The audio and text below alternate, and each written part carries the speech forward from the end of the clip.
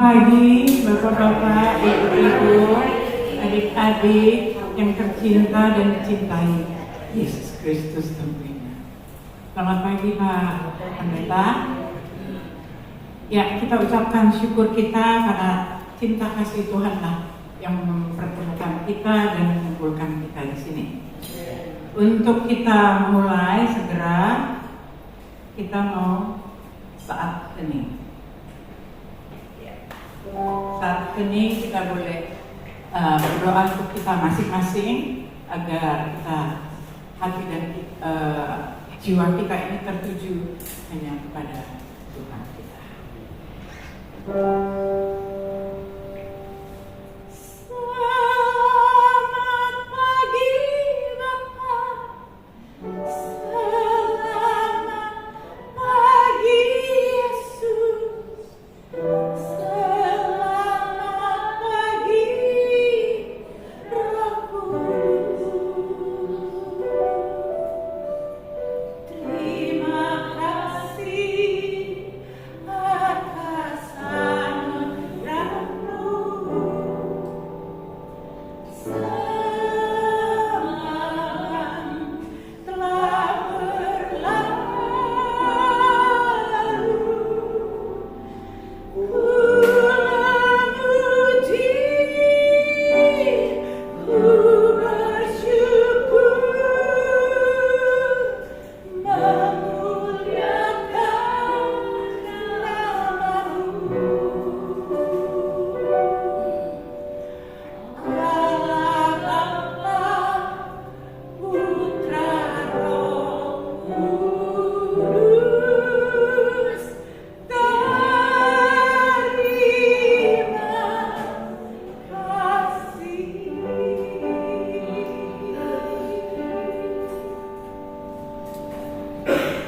Ya, selanjutnya kita akan membuka dengan lagu pembukaan Seperti Yang Kau Inginkan. Sebentar ya, saya mau buka ini, saya kurang canggih nih handphone saya. Iya, kita buka, gak usah buka deh, saya aja deh yang ini. Ini diambil dari 1 Petrus 1, 18 dan 19. Dikatakan di sini, sebab kamu tahu bahwa kamu telah ditebus dari cara hidupmu yang sia-sia, yang kamu warisi dari nenek moyangmu itu, bukan dengan barang-barang yang fana, bukan pula dengan perak atau emas, melainkan dengan darah yang mahal, yaitu darah Kristus yang sama seperti darah anak domba yang tak bernoda dan tak bercacat. Ya, kita akan nyanyikan Seperti Yang Kau Inginkan.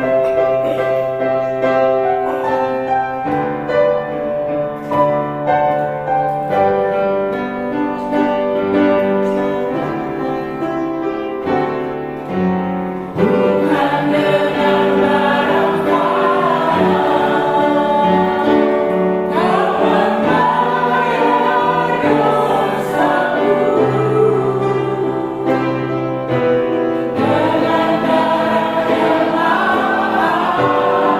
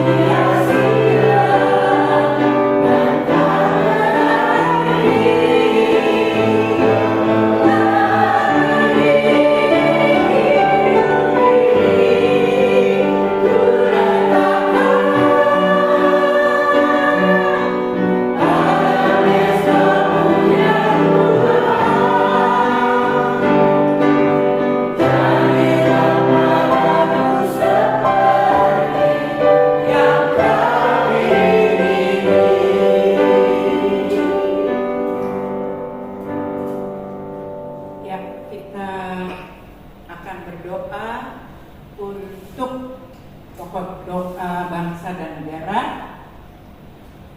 Mari kita satukan hati dan pikiran kita bersama-sama mendoakan bangsa. Terima kasih Bapak untuk pagi hari ini kami boleh bersama-sama berdoa dan menghadap kepada Engkau. Kami sehati sepikir mendoakan bangsa dan negara yang kami cintai ini ya Tuhan. Kami sangat memerlukan dan mengharapkan pertolongan Tuhan dalam menghadapi permasalahan-permasalahan yang terjadi di negeri ini, terutama dalam menghadapi pemberantasan korupsi yang sudah merajalela kemana-mana. Mohon ampun Tuhan atas budaya korupsi yang sudah menjalar ke hampir semua bidang kehidupan, ke berbagai lini birokrasi, lembaga negara, pendidikan, kesehatan, dan lain-lain.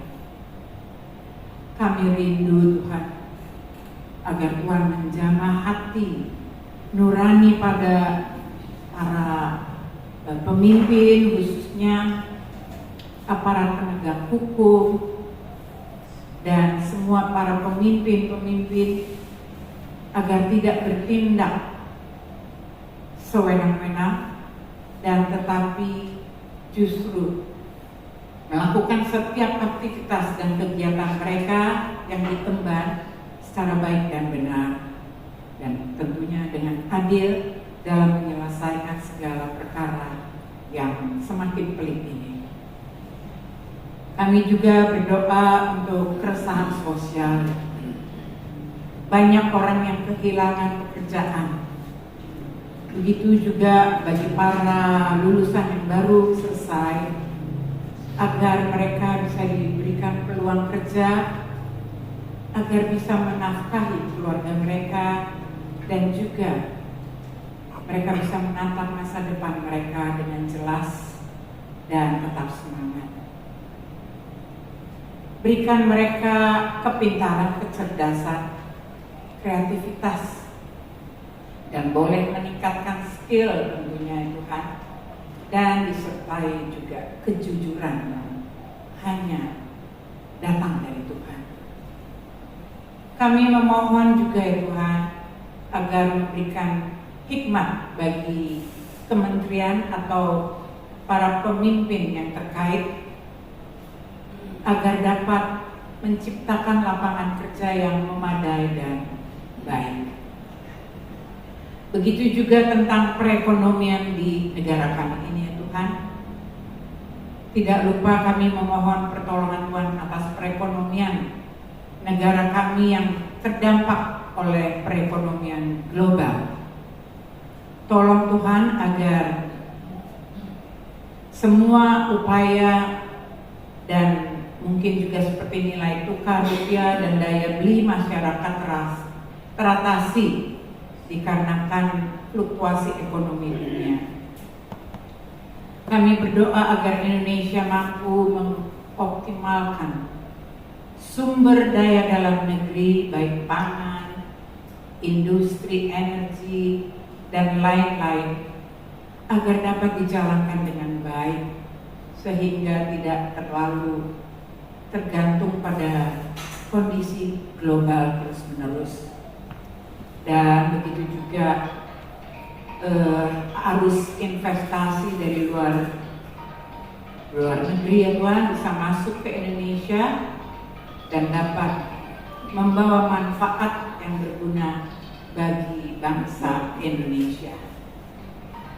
Kiranya Tuhan menolong kami, menyertai kami, baik kami di sini kelompok kecil dapat menjadi garam dan terang ya Tuhan di sekitar kami, agar juga dapat menjalar kemana-mana, dan khususnya para pemimpin ya Tuhan kami mohon agar Tuhan munculkan ada orang-orang yang mampu dan mau bertindak dengan baik dan benar, dan tentunya takut akan Tuhan. Kiranya Tuhan mau mendengar doa kami ini ya Tuhan, dan kami juga dapat melaksanakan apa yang menjadi tanggung jawab dan kewajiban kami. Terpujilah Engkau dalam nama Yesus Kristus. Amin.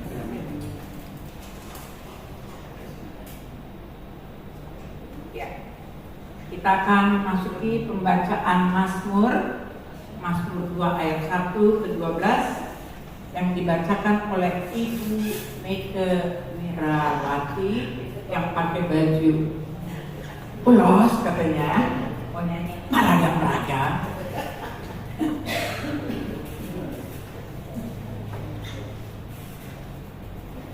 Bacaan kita Mazmur 2 ayat 1 sampai 12. Mengapa rusuh bangsa-bangsa, mengapa suku-suku bangsa merancang persekongkolan yang sia-sia? Raja-raja dunia bersiap-siap dan para pembesar bersekongkol melawan Tuhan dan yang diurapinya. Marilah kita memutuskan belenggu-belenggu mereka dan membuang tali-tali mereka dari kita. Dia yang bersemayam di surga tertawa, Tuhan molok-molok mereka. Lalu berkatalah ia kepada mereka dalam murkanya dan dalam kobaran amarahnya, ia menggemparkan mereka. Akulah yang telah melantik rajaku di Sion, gunungku yang kudus. Aku mau memberitahukan ketetapan Tuhan. Ia berkata kepadaku, engkaulah anakku. Pada hari ini engkau kunyatakan sebagai anak.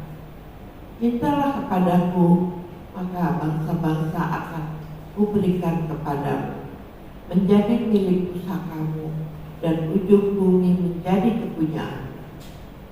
Engkau akan meremukkan mereka dengan gada besi, memecahkan mereka seperti tembikar tukang periuk. Oleh sebab itu, hai raja-raja, bertindaklah bijaksana, terimalah pengajaran, hai hakim-hakim dunia. Layanilah Tuhan dengan takut dan bersukacitalah dengan gemetar. Ciumlah sang anak, jangan sampai dia murka dan kamu binasa di jalan. Sebab mudah sekali murkanya menyala. Berbahagialah semua orang yang berlindung padanya.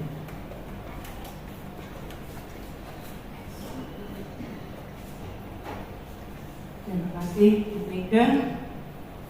Ya, kita akan mendoakan juga pokok-pokok doa yang sahabat-sahabat atau saudara kita yang sakit akan didoakan oleh Ibu Ida Budi Prana.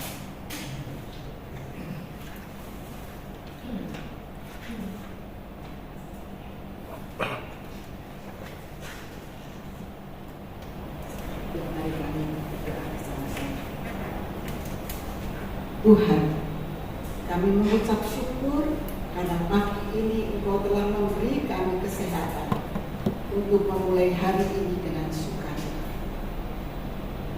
Saat ini kami mengingat sahabat-sahabat kami yang menderita sakit. Tidak semuanya kami kenal, tapi Engkau mengenal mereka secara pribadi. Karena itu kami mohon agar Engkau menjamah dan memulihkan mereka dengan kasih.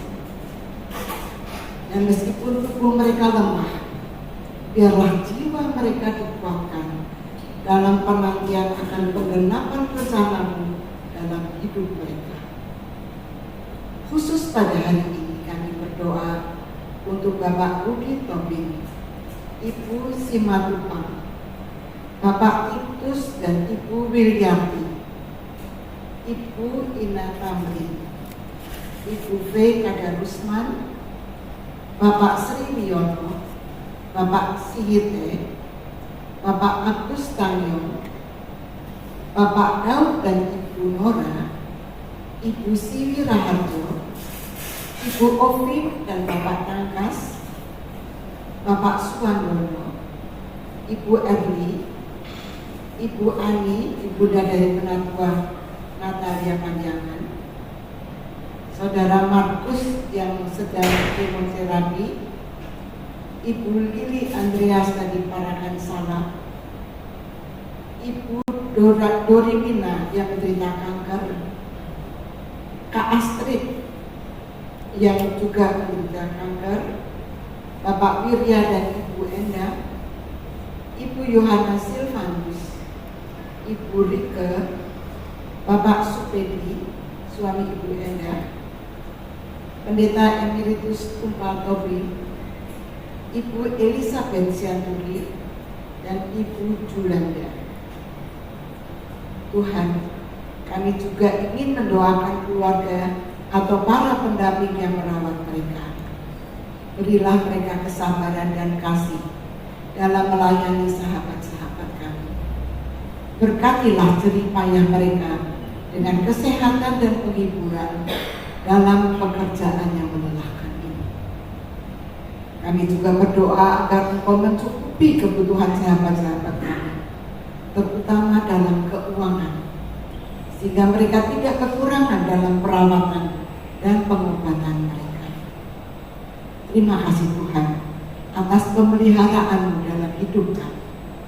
Kami naikkan doa kami dalam nama Yesus, Juru Selamat kami. Amin. Terima kasih Bu Ida. Kiranya juga dapat menjadi pokok doa kita ya, untuk sehari-hari kita mendoakan ya saudara-saudara kita yang sakit. Untuk selanjutnya kita bisa menyanyi menjulang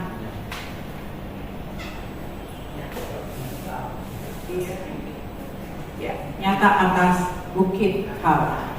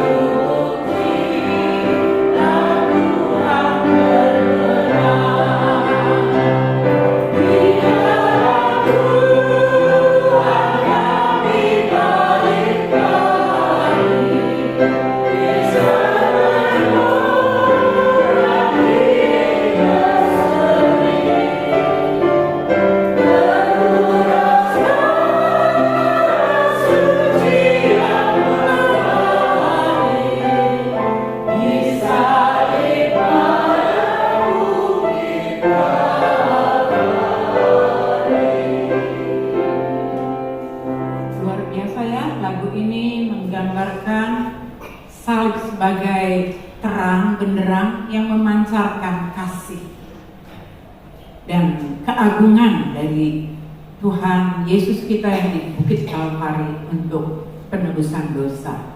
Dikatakan bagai pelaut yang karam mencari harapan. Salib Kristus adalah tanda pengasihan kepada kita. Ya. kita akan memasuki pendoa yang sudah siap-siap juga dari Ibu Nani Sujono. Namun di Ibu Nani Sujono. Untuk pokok doa gereja kita, seluruh proses persiapan ibadah, pendeta, penatua, dan kegiatan komisi tentunya juga Pak Mata, terus Pak Pendeta.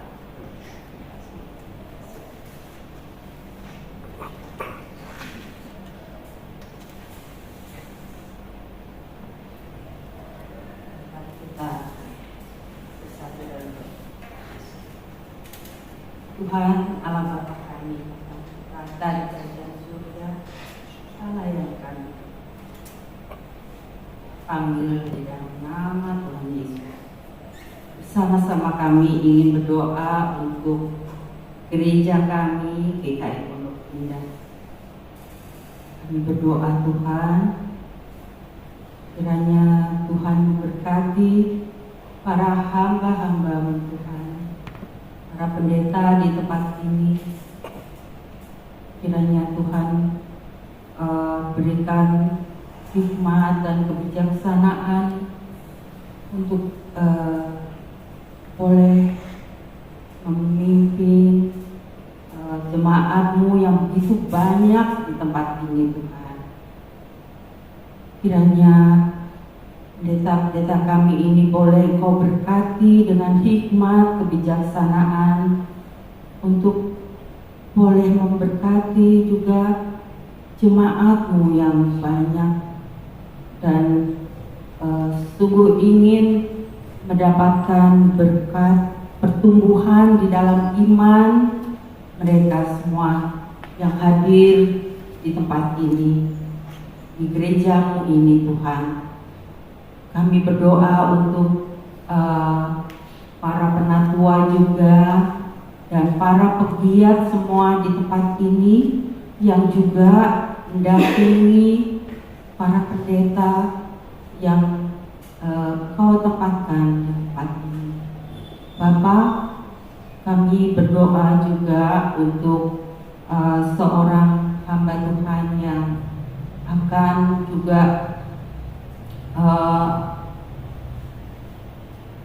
akan ditabiskan menjadi pendeta di GKI Pondok Indah, yaitu Pendeta Darmawasih Manulang.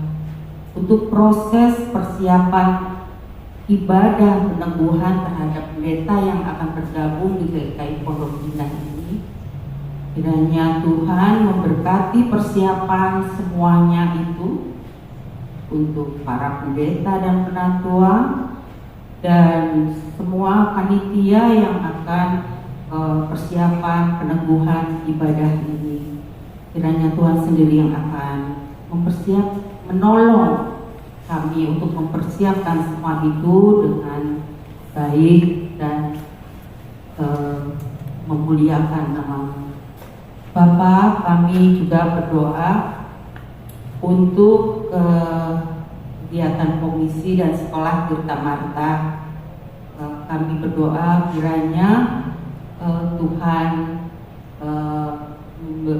menyertai keadaan di komisi-komisi dan di sekolah Tirta Marta, aktivitas di sekolah Tirta Marta, agar senantiasa Tuhan memberikan menyertai melalui Roh Kudus-Mu, agar setiap kegiatan yang dilakukan itu sungguh berkenan di hadapan-Mu.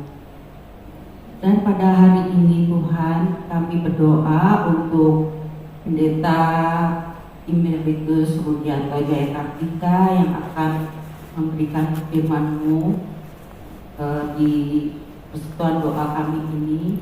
Tolong berkati hamba-Mu, berkati dengan hikmat dan kebijaksanaan, dan sungguh kami boleh memperoleh berkat dari apa yang kami dengar.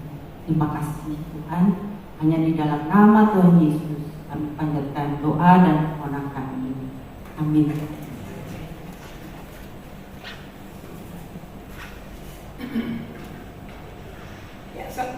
selanjutnya kita akan mendengarkan firman Tuhan yang akan diutarakan oleh Pendeta Emeritus Rudianto Jaya Kantika. Dipersilakan Pak memulai jalan menuju salib. Memulai jalan menuju meja. Memulai buka Alkitab. Mempersiapkannya. Kita tunggu ya. Membuka Matius 4 ayat 1 sampai 11.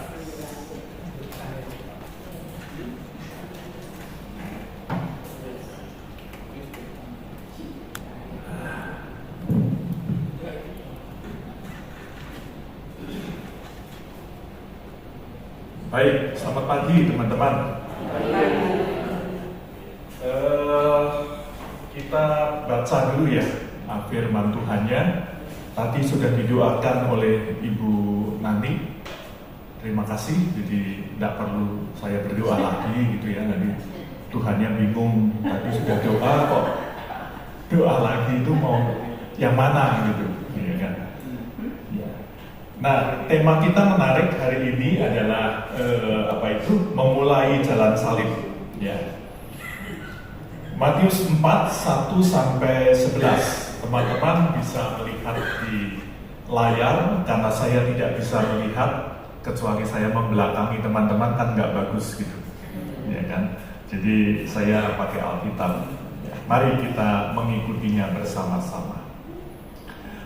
Lalu Yesus dibawa oleh Roh ke padang gurun untuk dicobai iblis. Setelah berpuasa 40 hari dan 40 malam, akhirnya laparlah Yesus. Datanglah si pencoba dan berkata kepadanya, "Jika engkau anak Allah, perintahkanlah supaya batu-batu ini menjadi roti." Jawab Yesus, "Ada tertulis, manusia hidup bukan dari roti saja, tetapi dari setiap firman yang keluar dari mulut Allah." Lalu iblis membawanya ke kota suci dan menempatkan dia di pinggir atap bait Allah. Lalu berkata kepadanya, "Jika engkau anak Allah, jatuhkanlah dirimu ke bawah, sebab ada tertulis mengenai engkau, ia akan memerintahkan malaikat-malaikatnya, dan mereka akan menatang engkau di atas tangannya, supaya kakimu jangan terantuk pada batu." Kalau kejadiannya benar seperti itu, zaman sekarang akan viral. Ya, bayangin Yesus, dia akan terjun dari bait Allah, terus malaikat-malaikat datang gitu ya, menatang. Wah, itu pasti akan viral dan wow sekali. Yesus berkata kepadanya, "Ada pula tertulis, janganlah engkau mencobai Tuhan Allah." Iblis juga membawanya ke atas gunung yang sangat tinggi dan memperlihatkan kepadanya semua kerajaan dunia dengan kemegahannya, dan berkata kepadanya, "Semua itu akan kuberikan kepadamu jika engkau sujud menyembah Aku." Lalu berkatalah Yesus kepadanya, "Enyahlah iblis, sebab ada tertulis, engkau harus menyembah Tuhan Allahmu, dan hanya kepada Dia sajalah engkau beribadah." Iblis lalu meninggalkan dia, dan lihatlah, malaikat-malaikat datang melayani Yesus. Nah, teman-teman, itu adalah bagian firman Tuhan yang menjadi pokok perenungan kita pada saat ini di bawah tema memulai jalan.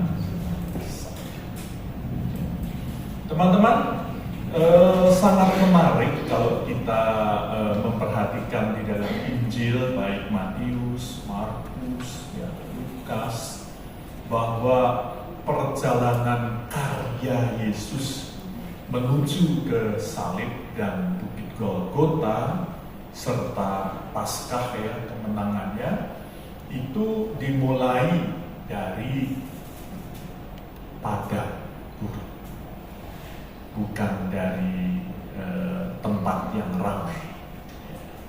Jadi jalan salib itu dimulai dari padang gurun. Jalan salib itu bukan di pasar-pasar kota Yerusalem, di mana terpahat 12 stasi penderitaan Yesus. Ya, kalau yang pernah umroh, ada yang sudah pernah umroh? Nah, kalau yang pernah umroh ke sana itu pasti kita sempat mengikuti jalan salib itu, ya. Dan jalan salib itu tempatnya di pasar. Ya. Di dinding-dinding pasar itu dipahat 12 stasi penderitaan Yesus, gitu, ya. Terus kita rombongan masuk ke situ, ya. Terus lihat gambar itu, berdoa di situ, gitu, ya. Mungkin orang-orang di pasar bingung kan, ya, ngeliatin mau foto rombongan sekolah Indonesia, ya kan, situ sembahyang. Nah, ternyata kalau menurut Injil, jalan salib itu dimulai dari padang gurun. Padang gurun mana? Padang gurun Sinai? Padang gurun Gobi di China sana? Atau padang gurun mana? Nah, kita harus paham bahwa padang gurun itu adalah sebuah tempat yang sunyi dan tempat yang sepi. Padang gurun itu ada di dalam diri kita, di hati kita. Ketika kita masuk ke dalam diri kita, berdialog dengan diri kita sendiri, menghadapi kerapuhan manusiawi kita. Ya, kalau kita masuk kan kelihatan, ya. Kalau kita di sini kan nggak kelihatan. Ya. Ini kan yang kelihatan di sini ini kan yang udah dipoles nih kan. Ya, gimana Pendeta Rudi udah 6-8 tahun tapi bisa kelihatannya bling terus, glowing kan gitu, ya kan. Gimana caranya gitu kan. Itu udah polesan semua itu, ya kan. Anda kan nggak ngerti di dalam diri, dan nggak ada orang yang tahu. Itu hanya kita yang tahu. Kita masuk ke dalam diri kita. Kita berhadapan dengan diri kita sendiri, dengan kerapuhan kita, dengan ambisi-ambisi kita, dengan mimpi-mimpi kita, tapi juga dengan segala tangis kita, ya, duka kita. Nah, padang gurun itulah yang harus memulai jalan salib kita, dan itu tradisi yang diajarkan di gereja kita, ya, dimulai dari Rabu. Jadi pada waktu Rabu Abu kita mulai diajak melihat ke dalam sebetulnya, mulai diajak untuk melihat keberdosaan kita, tetapi juga kita melihat kasih Kristus yang menyapa kita, merangkul kita, memeluk kita. Nah, setelah itu lalu dilanjutkan dengan tradisi puasa, ya.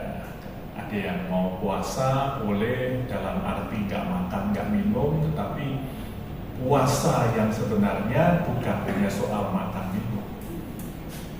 Puasa yang sebenarnya itu adalah melihat ke dalam diri kita, melihat ambisi-ambisi kita, keinginan kita, kerapuhan kita, lalu kemudian kita mencoba untuk memperhadapkannya dengan firman Tuhan. Lalu kita mengambil komitmen, yang ini no, yang ini oke, dan sebagainya. Nah itulah tradisi yang kita harus jalani sampai nanti kita masuk Minggu Prapaskah yang ke-6, lalu kemudian Minggu Sengsara yang ke-7, lalu Salib Golgota, Jumat Agung, dan sebagainya. Jadi mari kita masuk ke dalam padang gurun diri kita. Kita meneladani Yesus, memulai jalan salib dengan masuk ke dalam hati kita, diri kita sendiri yang sunyi dan sepi. Sudah belum? Ya, kalau belum kita mulai. Ya. Nah, terus ketika kita masuk ke dalam diri kita belajar apa di sana? Ada 3 hal yang kita pelajari dari kisah pencobaan Yesus ini. Ya, ada 3 hal yang kita pelajari. Yang pertama adalah tidak ada jalan pintas. Ya, lapar, batu, jadi roti. Wah, kenyang. No, tidak ada jalan pintas. Nah, sekarang ini di dunia yang serba instan ini, keinginan kita itu dibentuk untuk apa? Untuk selalu mencari jalan pintas. Yang namanya tadi didoakan oleh berlian korupsi yang terus terjadi itu sebetulnya adalah jalan pintas. Ya, jadi kenapa banyak sekali korupsi di mana-mana? Ya karena orang mencari jalan pintas. Gak mau kerja, gak mau susah, tapi maunya cepat. Dapat duit, cepat kaya, gimana? Ya udah nyolong aja. Itu jalan pintas. Ya. Tapi dalam hidup kita juga seringkali ada banyak jalan-jalan pintas yang kadang-kadang kita kita legalkan, ya, kita ikuti. Gitu. Padahal hidup ini tidak ada jalan pintas. Begitu juga kalau kita berbicara tentang jalan salib. Begitu juga kalau kita bicara tentang spiritualitas kita, semuanya itu dimulai dari sebuah latihan. Jadi kalau spiritualitas kita langsung mau tinggi, mau tumbuh besar, dan lalu kemudian kita mengambil jalan pintas, ya, tidak bisa. Nah itu yang kita pelajari. Jadi kita berhadapan, ya, di bagian-bagian mana dari diriku yang seringkali justru mencari jalan pintas, ya, jalan pintas untuk kaya, jalan pintas untuk menjadi terkenal, jalan pintas untuk menjadi hebat dan sebagainya.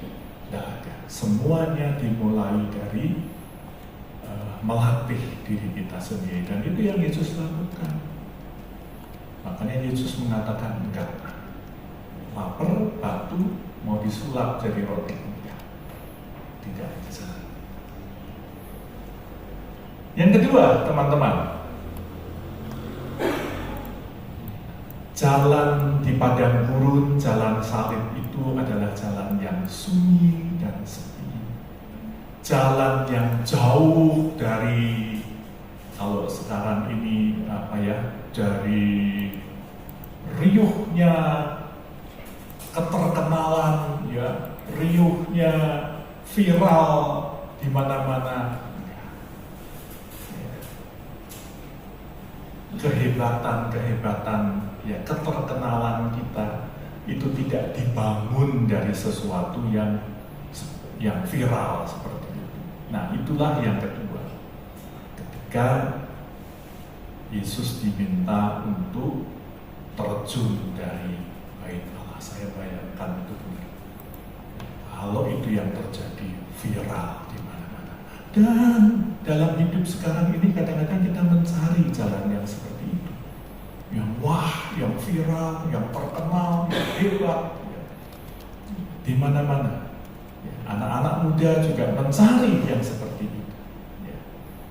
Tapi ketika kita masuk ke jalan salib, kita diajak untuk menjauh dari riuhnya dunia media sosial dengan segala keviralannya, dan kita masuk ke dalam diri kita dan kita mencoba untuk melihat bagaimana kasih Allah itu nampak nyata tanpa kita harus mengujinya dengan terjun dari pucuk menara GKI Pondok Indah.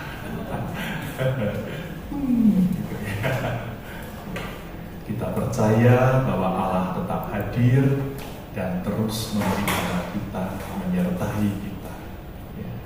Dan kita mempercayakan hidup dan masa depan kita juga kepadanya. Yang kedua, ya. Yang ketiga apa? Ya. Semua harta dunia. Kalau itu kita dapatkan, itu bisa mengatasi krisis perekonomian di Indonesia. Ya. Menurut saya nggak bisa. Menurut saya nggak bisa. Karena krisis perekonomian itu dimulai dari mental kita. Mental para pejabatnya. Mau dikasih harta seluruh dunia, ya habis. Kalau mental kita belum berubah, ya. Nah, teman-teman, sangat menarik, ya, bahwa Yesus selalu menjawab. Ada tertulis di dalam firman Tuhan atas semua pencobaan yang ada. Kebersandaran kita alih-alih seperti yang ditawarkan iblis kepada segala macam hal di dunia ini, kemegahan, harta duniawi yang luar biasa, maka kita diajak untuk menyandarkan diri kita hanya kepada firman-Nya. Dan di dalam kebersandaran pada firman itu, kita berani mengatakan tidak kepada dosa. Itu yang ketiga. Ya, ketika kita mulai diajak, dibujuk, diarahkan, ya, untuk melakukan sesuatu yang kita tahu itu salah, tapi menarik. Berani nggak kita mengatakan no? Itu yang Yesus ajarkan. Ya. Berani nggak ditawarin harta seluruh dunia ini, kita mengatakan no. Ya. Karena aku hanya bersandar kepada firman Tuhan. Nah, jalan salib juga dimulai dari situ. Ya. Bukan bersandar kepada yang lain, tapi kepada firman. Jalan salib itu betul-betul jalan yang sepi dan sunyi. Tapi setiap orang yang mau berkomitmen untuk belajar mengikut Yesus, ya, maka dia harus siap untuk menjalani jalan yang sunyi dan sepi itu. Kalau kita datang, kita masuk ke dalam pelayanan dengan sebuah harapan bahwa kita akan berada pada satu dunia, satu panggung yang wah, maka harapan itu adalah harapan yang keliru. Justru ketika kita masuk di dalam pelayanan, maka kita itu masuk di satu jalan yang jauh dari segala panggung. Jalan kerendahan hati, jalan pemberian diri, jalan pengabdian, dan jalan ketaatan kepada Allah. Apakah kita bisa menempatkan ego kita di bawah firman Tuhan? Itu kata kuncinya, ketaatan. Ya. Seringkali kita gagal di dalam pelayanan yang kita bangun karena apa? Karena kita tidak berjalan di jalan ketaatan. Ada banyak sekali hal-hal yang menarik di sekitar kita yang membuat kita menjauh dari jalan pengorbanan, dari jalan penyerahan diri kepada Tuhan. Dan kemudian kita menyadarkan kepada yang lain. Mari kita masuki jalan salib kita. Mari kita mulai dari padang gurun, yaitu jalan yang sepi. Kita masuk ke dalam diri kita, dan mari kita uji diri kita. Apakah aku sering melakukan jalan pintas, atau aku mau berjalan di jalan ketaatan bersama Tuhan? Mari kita uji diri kita, apakah aku sedang mencari keterkenalan, kehebatan, sesuatu yang viral, ya, panggung dunia yang hingar-bingar, atau aku sedang berjalan di jalan Yesus, jalan pengorbanan. Dan yang ketiga, apakah aku berani mengatakan tidak ketika ada banyak tawaran-tawaran menarik yang menarik aku untuk mendapatkan sesuatu reward yang luar biasa, ya, dalam pandangan mata dunia, ya, seluruh harta dunia. Kita harus berani mengatakan no, tidak, juga no terhadap dosa yang seringkali menyenangkan buat diri kita. Dan mari kita terus berdialog dengan Yesus yang sedang naik ke kayu salib itu, dan kita teladani Yesus, sehingga nanti pada hari Paskah kita bukan hanya merayakan ritual Paskah.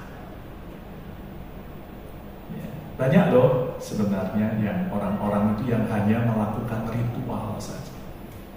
Tetapi kita betul-betul mengalami apa arti kemenangan bersama Yesus, apa arti kebangkitan bersama Yesus. Ya, ketika kita betul-betul berani menolak segala hal-hal yang tidak sesuai dengan kehendak Tuhan, disitulah kemenangan kita. Nah, kira-kira itu yang bisa saya sampaikan, teman-teman, ketika saya merenungkan tentang kisah pencobaan Yesus ini dikaitkan dengan jalan salib. Yesus sudah memulainya, dan Yesus terus Yesus terus menjalaninya di sepanjang pelayanannya. Dan semoga kita sebagai pelayan-pelayan dan pendoa-pendoa, kita juga bisa meneladani Yesus, ya, jauh dari segala panggung dunia yang hingar-bingar, tetapi kita tetap setia melayani. Tiap hari Sabtu kita berdoa, di rumah kita berdoa, daftar yang ada tentang orang yang sakit, tentang pokok doa ini itu, kita doakan dengan penuh kesetiaan. Saya punya satu grup doa yang didirikan oleh seorang sahabat gitu ya. Nah, sahabat saya ini namanya Eva, ya. Itu ya, Evanya bukan Eva ini ya. Ini sahabat saya juga gitu ya. Yang di sini sahabat saya juga gitu. Tapi ini bukan yang Eva yang ini. Kalau ini guru. Kalau dia apa ya? Aku lupa dulu teman kuliah di Unpad, Nah dia itu mendirikan grup ya, dia panggil teman-teman dan dia punya komitmen untuk mendoakan tiap teman-temannya digilir gitu ya. Hari ini sama, kita ditanya pokok doanya apa, terus dia berdoa bersama suaminya. Sudah berjalan 5 tahun lebih setia. Terus setiap pagi dia mendoakan.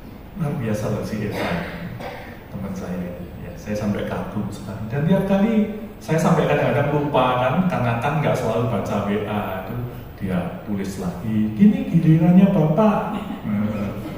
Ya, gilirannya Bapak. Ayo Pak Rudi apa? Gitu dia pokok doanya. Nah, baru saya masuki. Nah, mungkin kita juga begitu ya. Kita harus dengan penuh ketaatan, kesetiaan, kita tidak pernah berhenti untuk terus berdoa buat sahabat-sahabat kita yang sakit dan yang lainnya juga, pokok doa yang lainnya. Oke, Tuhan memberkati teman-teman semua dan semoga ini juga sekaligus bisa menghantar kita untuk memasuki doa-doa kita pada pagi hari ini. Amin. Sebelumnya mungkin ada yang mau bertanya, bersaksi, karena dari pagi kan terakhirnya, dari awal nih sampai terakhirnya Pak Rudi itu ngajak, mari, paling banyak tuh kata-kata dari pagi saya dengar. Jadi katanya, nah ini Pak Dani, mau kesini Kak?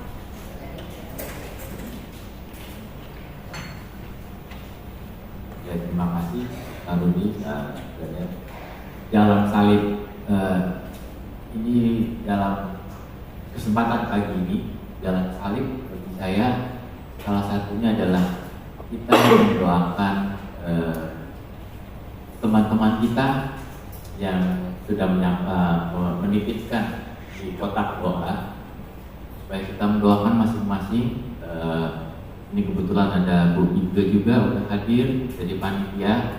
Jadi mari kita bersama-sama menuju jalan salib, doakan teman-teman kita, saudara-saudara kita, dan yang kami harapkan juga tentunya kalau nanti soalnya ada beberapa jenis, misalnya ada yang anak-anak jangan diketawain, tapi justru bagi saya itu seperti Tuhan bilang kalau mau Tuhan kan justru seperti anak-anak. Kata-katanya benar-benar anak-anak, tulisan anak-anak ada. Kemudian ada juga yang menyebutkan nama, bahkan disebutkan cucu hidup ini. Tolong hanya di kelompok kita saja, bahkan kalau perlu pribadi kita. Dan saya terpikir tadinya, kebetulan ini ada 29, kita di sini ada tadi 28, saya hitung. Apa saya bagi satu-satu aja atau bagaimana? Jadi nanti masing-masing ketika kelompok udah mendoakan begitu itu langsung dia baca apa yang diinginkan, dia doakan bersama-sama teman-teman. Itu ya. Saya rasa itu. Terima kasih.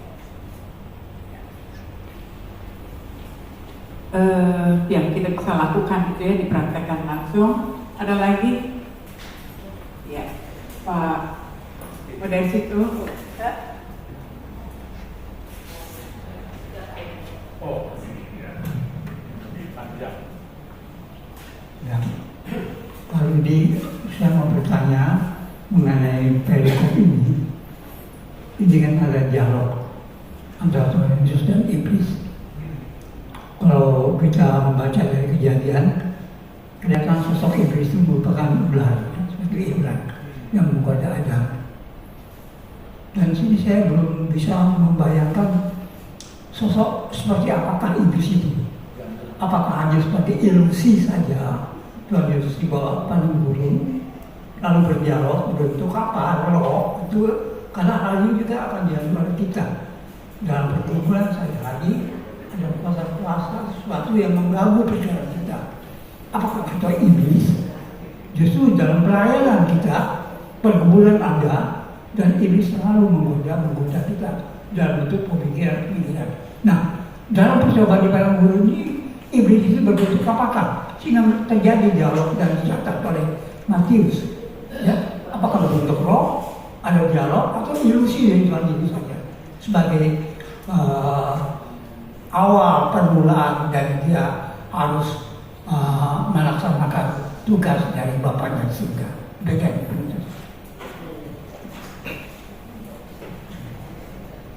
Oke, Pak Martin ini makin lama makin kritis. Hebat. Iya. Sosok iblis itu seperti apa? Gitu ya. Makhluk bertanduk, gitu ya. Mukanya serem, ya, atau mirip Dracula, atau apa ya sosok iblis itu? Sosok iblis itu mirip diri kita. Ya. Sosok iblis itu tidak tampil dengan seram, tapi tampil dengan menarik sekali. Ya. Soalnya kalau dia serem, nggak ada yang mau ngikut dia. Kita lari, belum udah lari kan, takut gitu. Ya. Jadi ya bentuknya seperti apa tidak terlalu jelas juga di dalam Alkitab. Ya. Yang jelas kan dia berada di dimensi roh. Pasti ya dia berada di dimensi roh, tetapi seperti apa kita nggak pernah tahu. Alkitab juga nggak jelasin sih, ya bentuknya kayak apa. Kan yang penting bukan itu. Yang penting itu bujukan-bujukannya yang ternyata menarik. Nah itu, ya menarik. Dan saya membayangkan kalau bujukannya menarik harus diikuti oleh bentuk sosok yang menarik juga. Ya, bujukannya menarik tapi sosoknya serem, nggak mau ikut kita. Ya kira-kira saya membayangkan seperti itu di gambaran saya. Ya. Jadi paling pas ya sosok iblis itu seperti kita. Kita berhadapan dengan diri kita. Di mana di dalam diri kita itu ada banyak sekali monster-monsternya. Nah kita diajak berdialog dengan diri kita.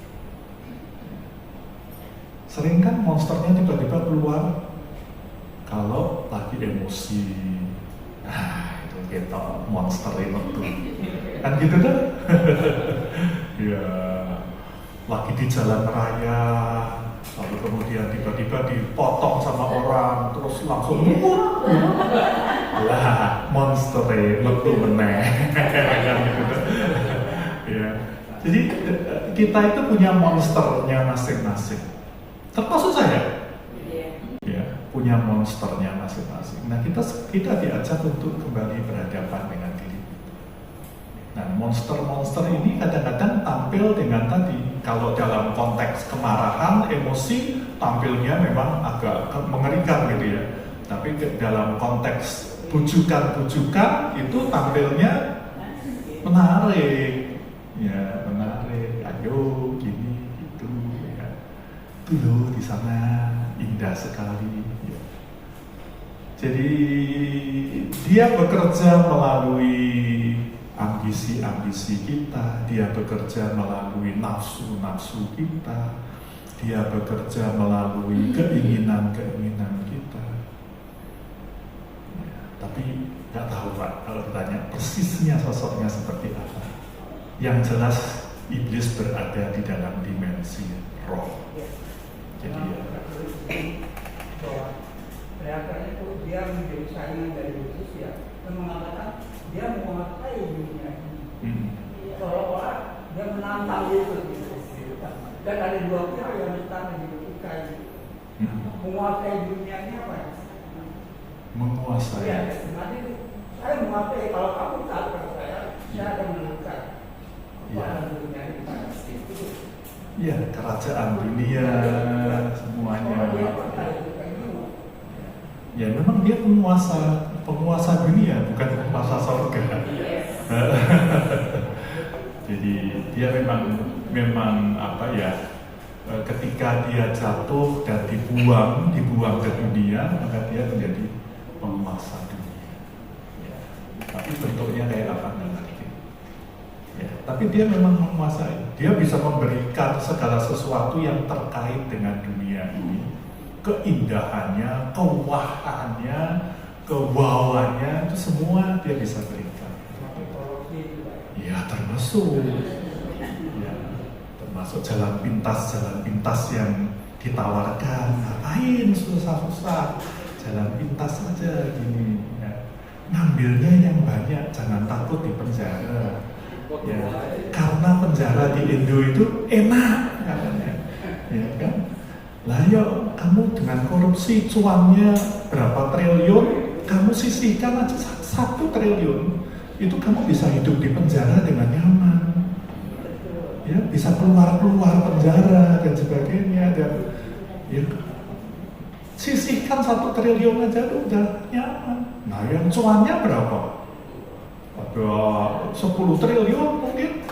Ya, makanya nek korupsi ya jangan sidik-sidik, nek sidik-sidik nggak bisa bagi sampai orang-orang di penjara. Korupsi yang banyak sekali ya. Rugi ya Pak ya? Ya rugi gitu kan. Sisam gitu kan.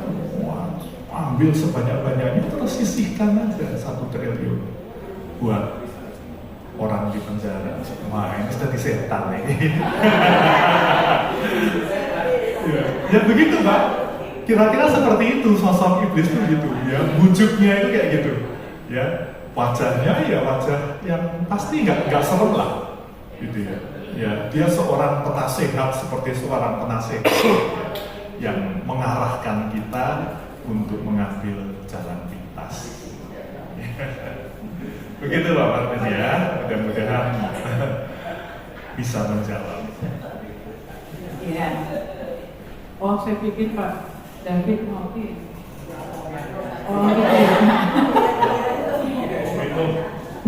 Iya, jadi jangan dengar yang terakhir ya. Pak Pendeta nggak bilang mari loh, tadi cuma bilangin. Yang terakhir yang kita ingat, mari ikuti jalan salib. Ya.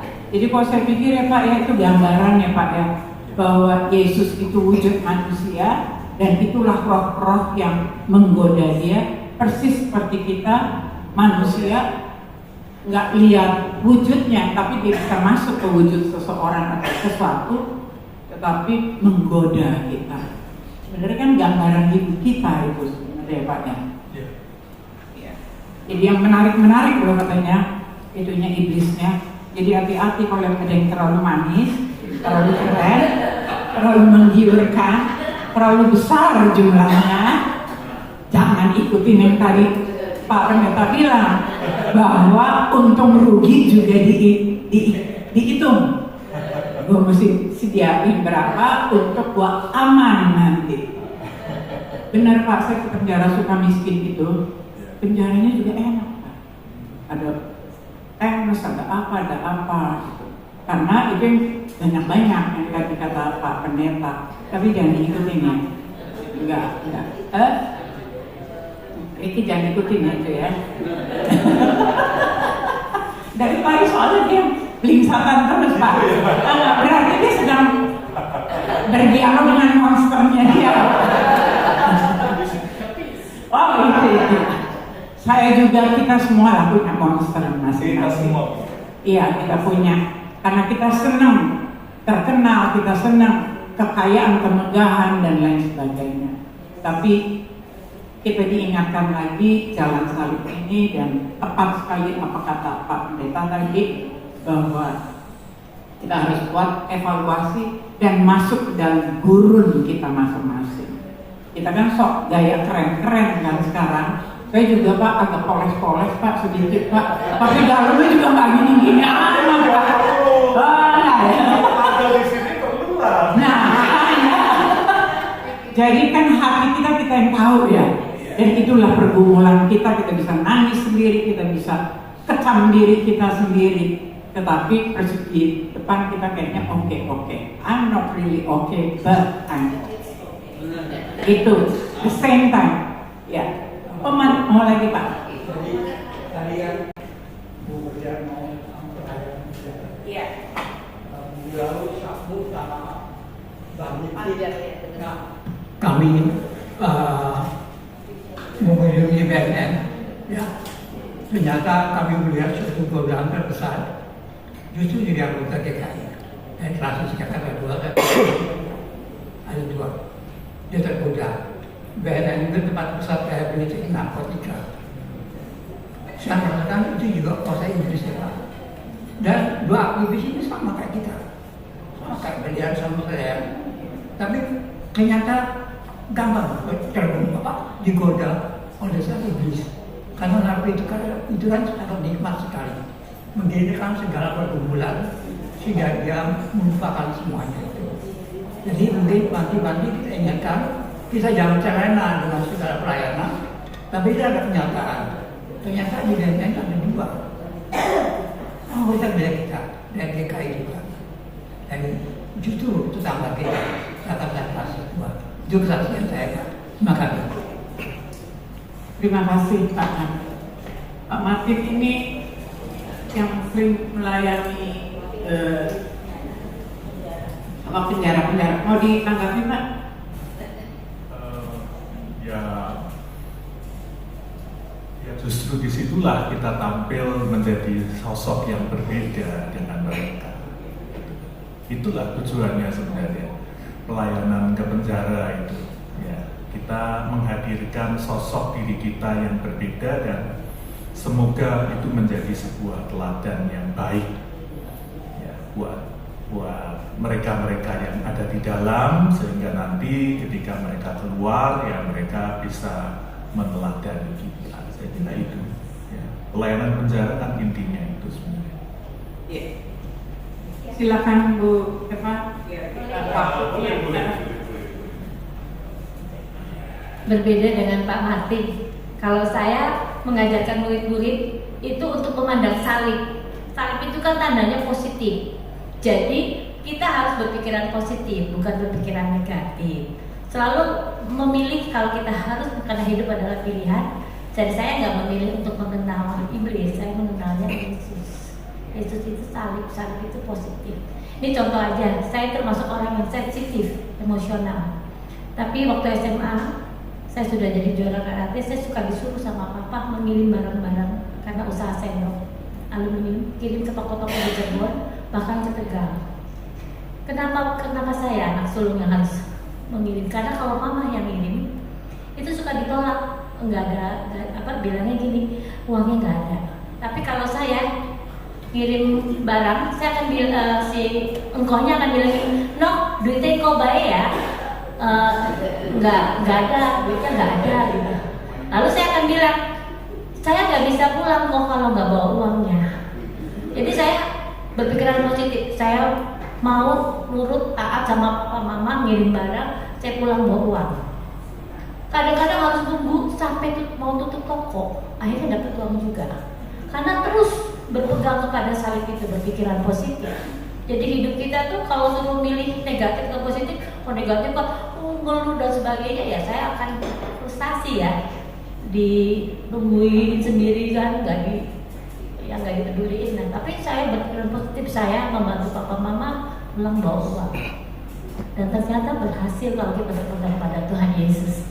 Amin. Terima kasih.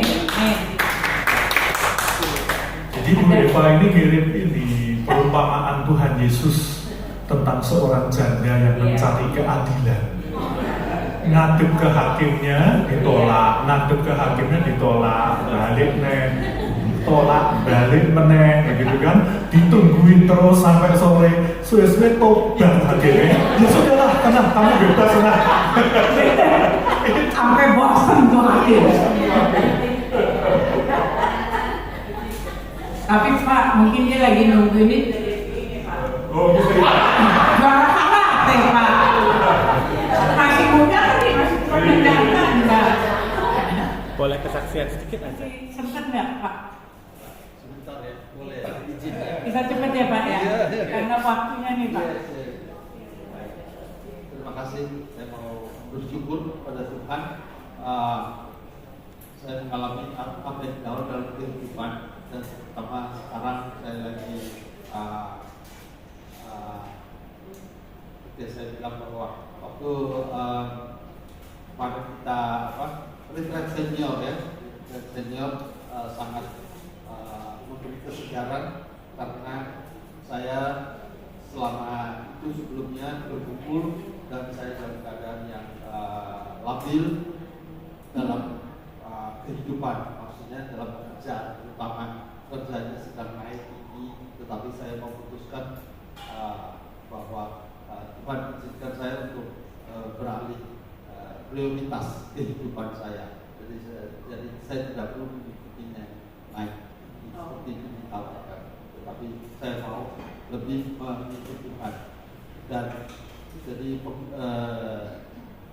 retreat kemarin itu dari Mazmur 23 kan ayat 1-3, Tuhan adalah gembalaku dan membawa kita ke air yang tenang yang sejuk. Itu saya mendapat kesejukan ya. Dan sekarang saya ditemukan lagi bahwa tidak perlu kita harta dunia ditawarkan banyak macam mau untuk naik ke atas, tetapi kalau hati saya tidak berpaut sama Tuhan percuma. Nah itulah yang jadi saya bersyukur Tuhan kasih kesempatan saya untuk bertanya. Amin, amin. Jadi monster-monsternya kalau dimatikan ya.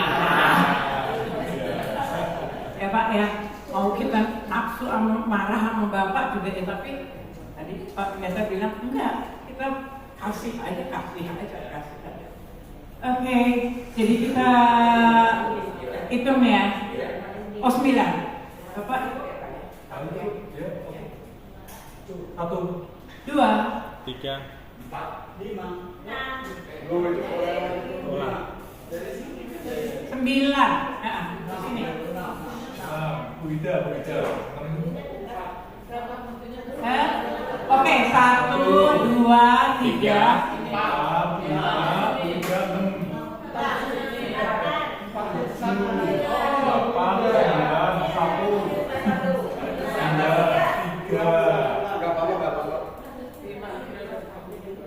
Ya ingat nomornya masing-masing aja.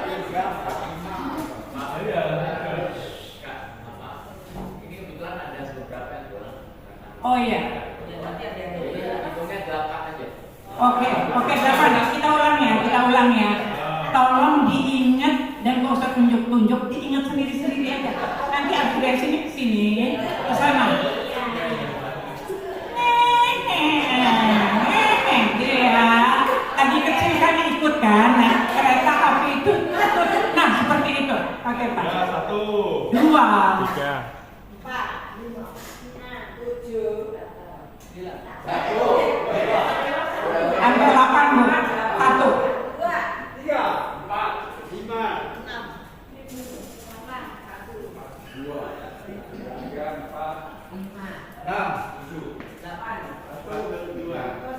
Oke, gak apa-apa. It's okay.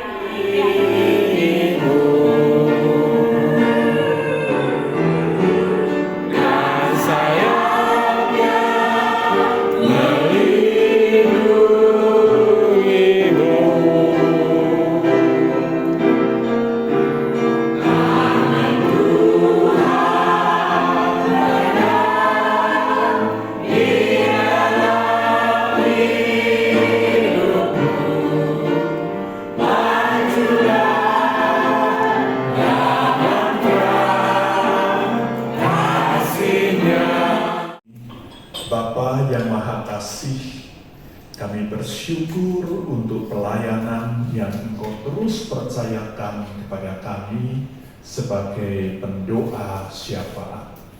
Ada banyak doa yang telah kami panjatkan, termasuk juga permohonan dari umat-Mu, dari jemaat yang disampaikan kepada kami. Dan saat ini kami mempercayakan semua doa yang telah kami panjatkan untuk disempurnakan oleh Tuhan sendiri, dan Tuhan menjadi jawaban atas segala apa yang telah kami pohonkan. Saat ini Tuhan, kami mengakhiri di dalam berkat-Mu. Kami mau terus berjalan bersama Tuhan. Kami mau terus berjalan juga bersama dengan berkat Tuhan. Tuhan berkati kami, Tuhan tuntun kami. Dalam Kristus Yesus. Amin.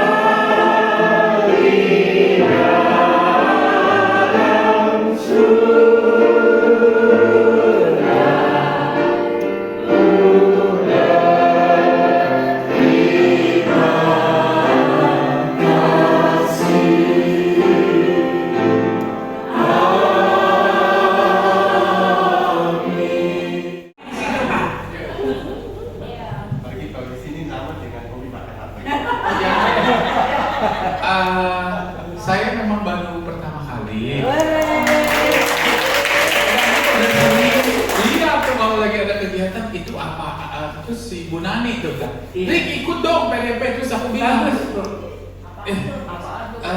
Udah tahu sih pasti terus. Jujur, terlalu pagi tadinya kan.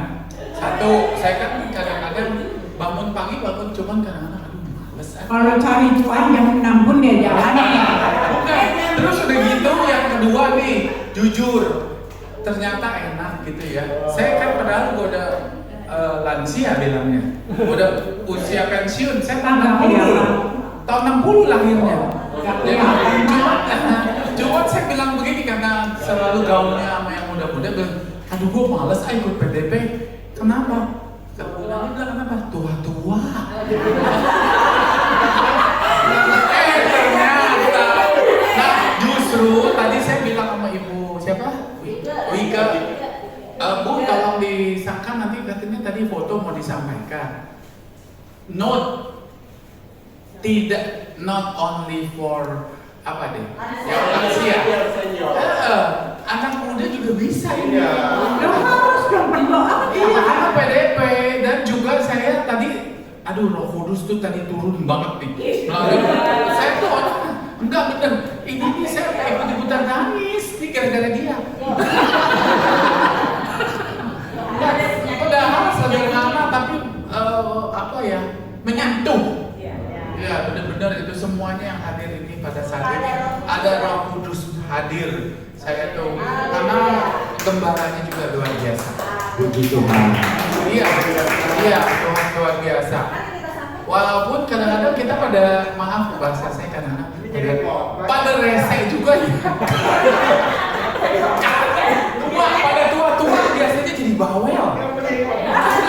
Enggak, temen saya bilang, Rik lu kenapa jadi bawel? Kata lu kan lu pendiam. Iya. Ada dua, makin tua ada yang makin bawel. Selamat datang di doa. Iya, saya ditungguin loh. Iya. Oke, makasih. Terima kasih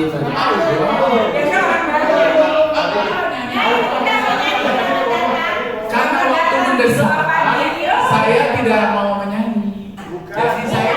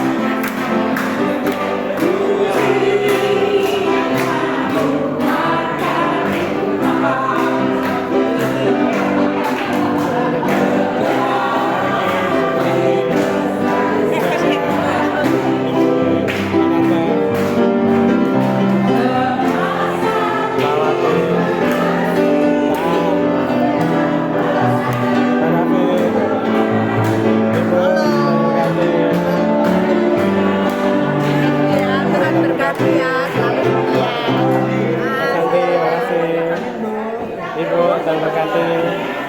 Ibu, Tuhan berkati. Nangis.